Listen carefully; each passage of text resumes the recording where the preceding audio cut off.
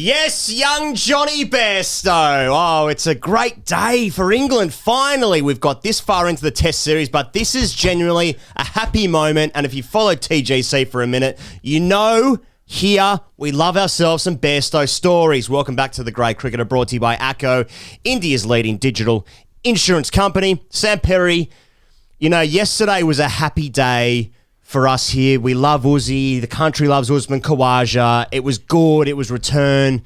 It was everything we wanted. Today, okay, like I'm an Australian cricket fan. I like that team. But you know what? I love me some Bairstow runs. And fucking hell, man, he batted bloody well. Yeah, man. More opportunity for us to be magnanimous. I mean, England is still 158 runs behind with 3 wickets in hand. Yeah. I just wanted to put that out there as context. I mean, yesterday was their best day on tour, and now they have a new best day. Yeah. And they're still 158 runs behind. Yeah. Mate, I mean, and this is a day where they were 4 for 36 at one point. Yeah. Mate, Bairstow, love it. Love everything about it. He was swashbuckling. I mean, they were like, him and Stokes, and the whole innings was... They were at 4 and over the whole time, basically, weren't they? I mean, they pumped Lion deluxe. Deluxe. And it was all a little bit helter-skelter. It all still has a real, look, I still think the series has a real lap of honour vibe to it. Like, we're at the stage where it's just a collection of funny tributes, you know? Like, we had Boland, which was a tribute to Sheffield Shield being okay. And, we had Khawaja coming back and... righting some wrongs and shit like that. And I'm like, fucking earlier in the day, I'm like, you know, England are offering so little. Like, can we get Payne into the last test? Like, can we get something going there? You know, we need to generate stories to stay interested. We got, Jane McGrath Day, an altogether more sober affair, but an important one. Like the cricket needs trappings for the eyes. We need vistas of Sydney and stuff because England are offering nothing. But then we had the 2 fireheads come in, bat well, bat with verve and intensity and aggression, and it came off. It came off, and fucking good luck to them. Like there's no jeopardy in this series, so I still think it's all like, oh, good, England can play. That's good for them. That's nice. But still, it's a fucking Ashes ton to Johnny Bairstow. I saw that it's the match started. I saw Nick Holt tweeted this. It's the match started on the anniversary of David Bairstow's death, which is his dad. And there was a lot of emotion in his 100th celebration. He gets it off the last over. You know, we're well on the record for our love of Johnny Bairstow and how compelling he is, and the number of stories we have sent in about him. So we're always going to doff the old cap to YJB. And 128 run stand with Stokes. They like to say the SCG is a knowledgeable crowd as well. I don't know what the fuck that means, but I do know that they clap oppositions. And apart from one or a couple of blokes who said some shit to Bairstow coming off at tee or Stokes, I don't know if you caught that. Some shit went on there. Apart from that, there was some incident or other, security. I don't know. Bairstow spoke about it after the day's play. Apart from those coats, I'm sure they're the only coats who said something bad on the day. It was good to see the crowd fucking get in and around YJB. Oh, yeah. And having spent my entire cricketing life, going to the SCG for the game a year, the sort of day of cricket you go a year, I've heard some fucking really dumb and fucked up shit said in the members, especially. But got to tell you, I like the way this Australian team is playing, because that's the way I'm going to talk about Johnny Bairstow's 100. Like Warner in the team. I saw him clapping, and I like. It's been a while since I've seen the Australian team clap an opposition player's 100. I like it. It was honestly a sensational 100 in the context of the match, the summer, the series where he is at in his career. He's played 70 tests. He averages 33. Look, fundamentally, his record will speak for himself longer term. But he's doing things that a lot of other England batters cannot do and have not done for the last 3 tours here. England hit 7 sixes in the afternoon. Yeah. You're right. They toweled up Lion. He was a bit of moisture on the surface, and they got a towel and they sponged him. Absolute towel up job. I thought Stokes, we're talking about Bairstow's partners now. Stokes hit 66 and looked kind of shit. like he got 50, but I guess he was dropped difficultly off Cummins caught and bowled. He was sort of splicing shit. He still played the amazing Ben Stokes shots that you see. It's not even swashbuckling. It's just pure execution and skill and aggression, the likes of which you only see really in Red Bull ads. But then he also got bowled. Yeah. So like I don't know what to make of that. I mean, he's still like such a fucking heart and soul, heart on the sleeves, chest on the but it's 66. It's good. And then Mark Wood came out and scored 39. So really, it was actually quite a flat deck today, and they're still under par. Yeah, that one that bowled Stokes, I was just like, it's just like a goalkeeper who just knows when the ball hits the post. You truly knew where his off stump was, like sometimes the ball nicks the stumps. I don't think I've seen a stump move that much and the bail not move. Like, it just obviously got it on the right angle and whatever. And the stumps are pretty fucking thick these days, like even the stumps are fucking alpha. But yeah, can't fucking escape it. Everyone is just flexing. But that's right. Yeah, no, I thought. Look, the other thing to note about Bairstow is like he was fucking smashed on the thumb. He looked in desperate agony. The way his thumb bent off the bat from Cummins, no less, and like the way he was keeled over in pain. Even the way, when he was trying to, I just noted like when he was trying to put his helmet back on, he was using these non-injured hands, like he was trying to do it with one hand and not look as though he was doing it that way. And yeah, like I thought, okay, he's just going to swing the bat now, and he sort of did. But mate, Bairstow's clean. He hits a really clean ball. Yep. And just very happy for him, magnanimously happy for him. Though I think I'd be happy for him even if there was jeopardy in this game or in this series. I mean, maybe that's arrogant from me to write England off in the game or whatever. I think at the SCG and in dead rubbers, like things can change quickly. Somebody's drunk usually, so so yeah. But mate, happy for Bairstow. England had that weird period.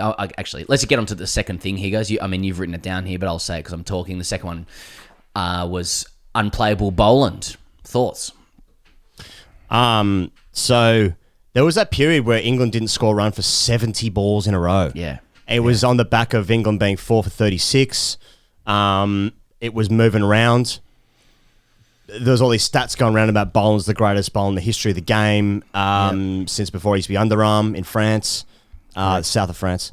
And he hadn't, no one had played a shot since the winter equinox, which was March 2007. And there was great vision of Boland just going down the fine leg after he bowled a maiden, and then the SCG crowd were trying to do what the MCG crowd were doing about 5 or 6 hours less drunk, but there was still people clapping, and it was pink, and we felt good because the score was getting embarrassing, and it just felt at that point it felt like let's just generate innings. Because I've seen this one before. This is one of those reruns that they play sometimes mid-season in a TV show in the 90s when that used to happen. We used to watch sort of like 1 or 2 episodes a week. Yes. And like with Boland, mate, especially, I just thought about Boland. Like when he's not bowling absolute jaffers, it kind of looks a little bit like level below. But he bowled a spell of like 5 overs, I think, 6 overs maybe, 5. And every single ball looked like he was going to get a wicket.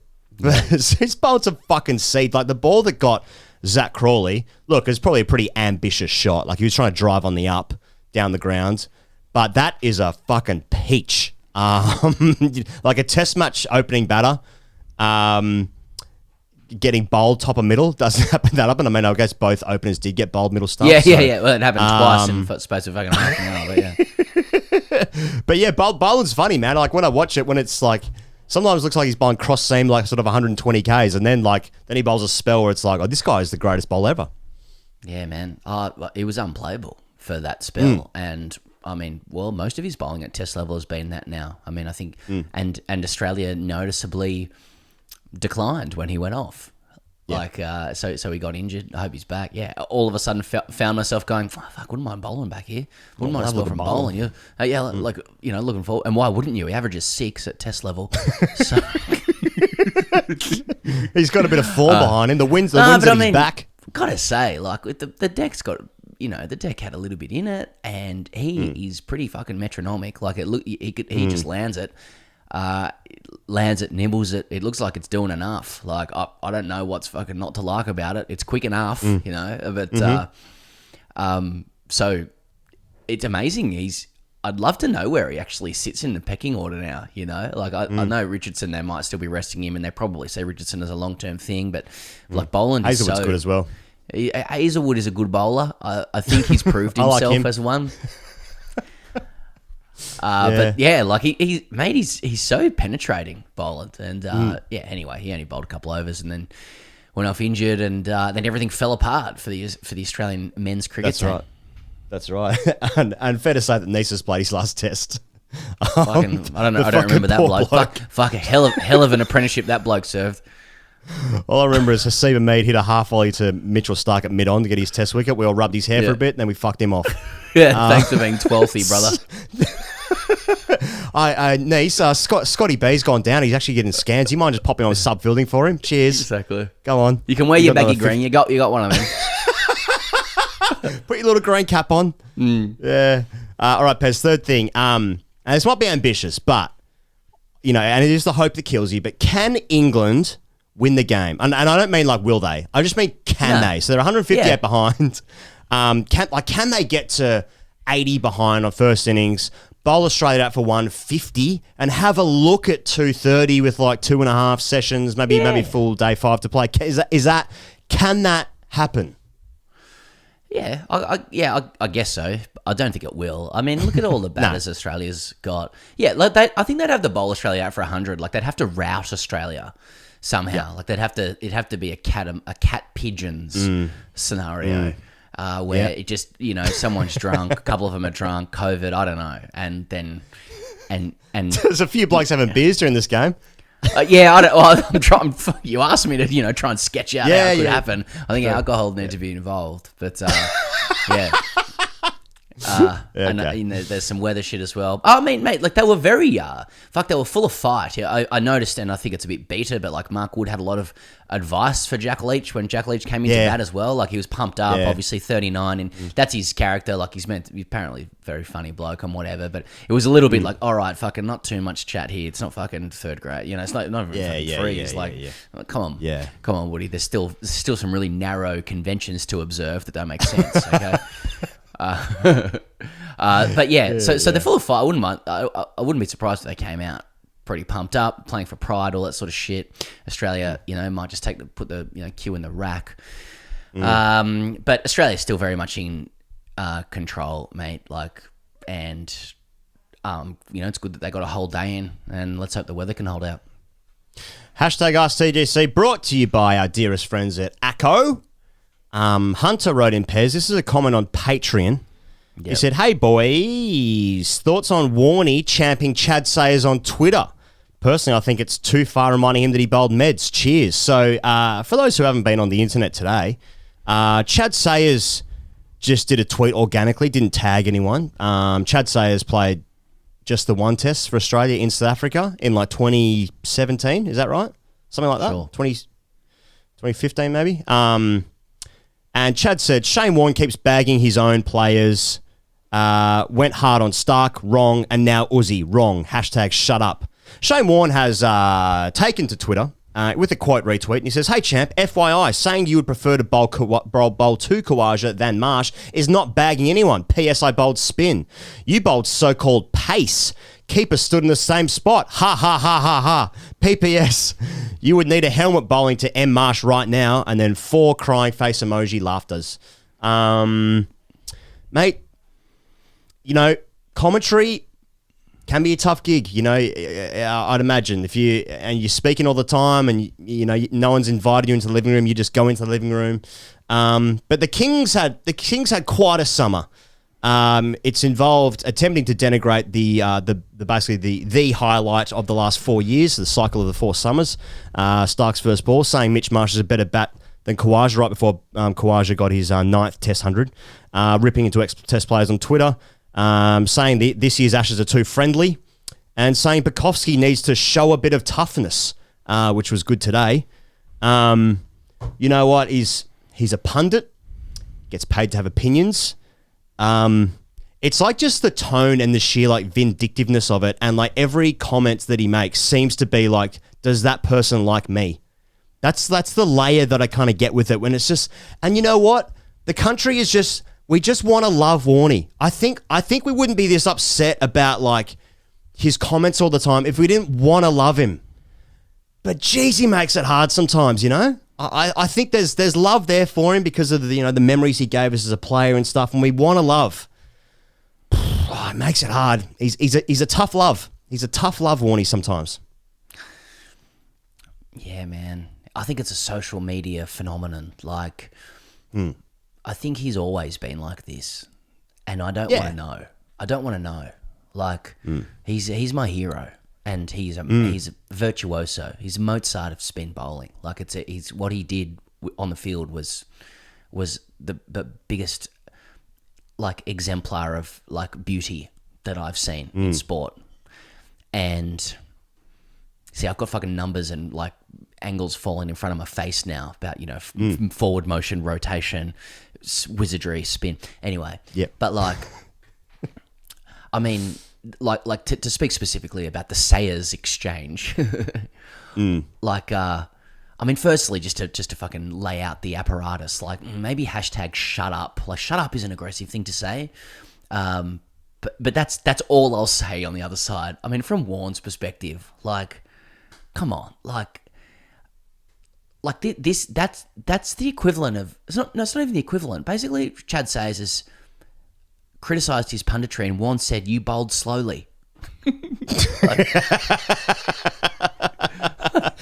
I recall, you know, I recall, like, and like you do it performatively on social. He knows what he's doing. He quote retweets, so he's going, I'm going to line this up because I know who's following or whatever. Well, he goes to the fucking grab bag of insults to go back. He looks around and he goes, you know, I know how to fucking pin this bloke. Wheels.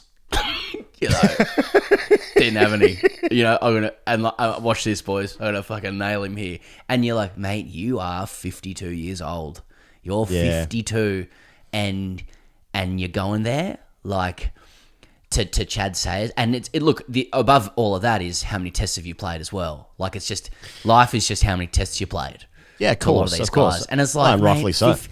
That's why I'm on Warne's side with this. No, it's like, mate, yeah, that's right. Like, come on, don't show us that shit, man. Come on. Yeah.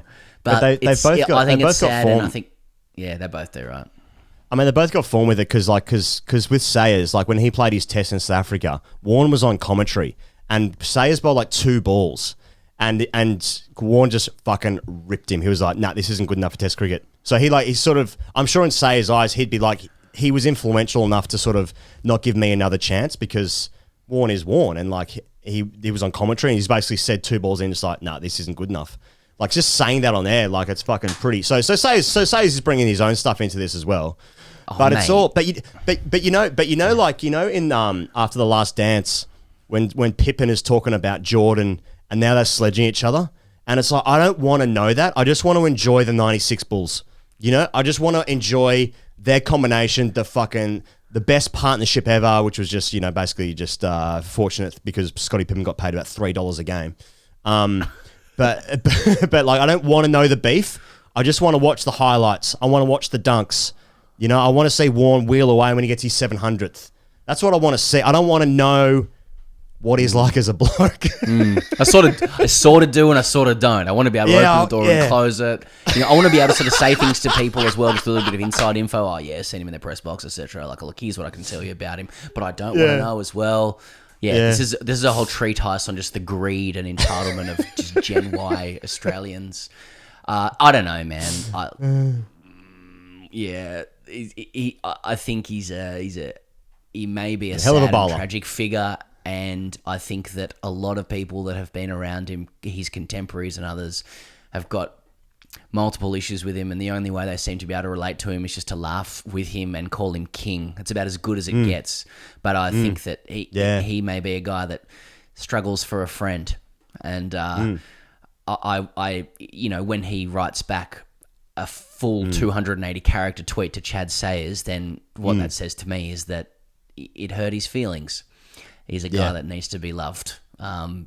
and that's hard to understand when someone has had the success that he's had. But a lot of people are like that, and it's just arch narcissism, isn't it? You know, hey, mate, I got to tell you, you know, mate, ever since we got this, mate. You know, it's just mate, I'm just struggling for friends, mate. You know, I'm posting on Instagram. I'm trying to get those DMs rolling in.